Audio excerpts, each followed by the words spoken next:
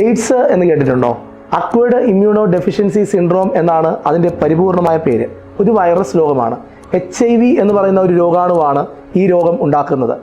1981 July 5-ാം തീയതിയാണ് അമേരിക്കയിൽ ആദ്യമായി എയ്ഡ്സ് റിപ്പോർട്ട് ചെയ്യപ്പെടുന്നത്. എന്നാൽ ലോകത്തിൽ ആദ്യമായി എയ്ഡ്സ് റിപ്പോർട്ട് ചെയ്യപ്പെടുന്ന രാജ്യം അമേരിക്കയാണെങ്കിൽ ലോകത്തിലെ ഏറ്റവും കൂടുതൽ എയ്ഡ്സ് രോഗികളുള്ള രാജ്യം അമേരിക്കയല്ല, അത് സൗത്ത് ആഫ്രിക്കയാണ്. ഇന്ത്യയിൽ ആദ്യമായി എയ്ഡ്സ് രോഗം റിപ്പോർട്ട് ചെയ്യപ്പെടുന്നത് നമ്മുടെ ചെന്നൈയിലാണ്, തമിഴ്നാട്ടിൽ ചെന്നൈയിലാണ്.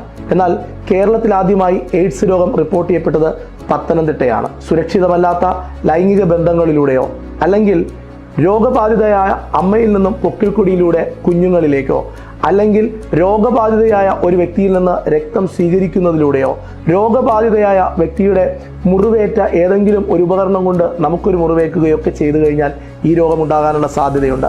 രോഗമുണ്ടോ എന്ന് ചെറിയൊരു സംശയമുണ്ടല്ലേ? അങ്ങനെയാണെങ്കിൽ എലൈസ ടെസ്റ്റ് ചെയ്യണം. എൻസൈം ലിങ്ക്ഡ് ഇമ്മ്യൂണോ സോർബന്റ് അസേ എന്നാണ് എലൈസ ടെസ്റ്റ് അറിയപ്പെടുന്നത്. എലൈസ ടെസ്റ്റിൽ പോസിറ്റീവ് റിസൾട്ട് കാണിച്ചാൽ പേടിക്കേണ്ട, ഉണ്ടാകാനുള്ളൊരു സാധ്യതയുണ്ട് എന്ന് മാത്രമേ ഉള്ളൂ. കൺഫർമേറ്ററി ടെസ്റ്റ് ഉണ്ട്.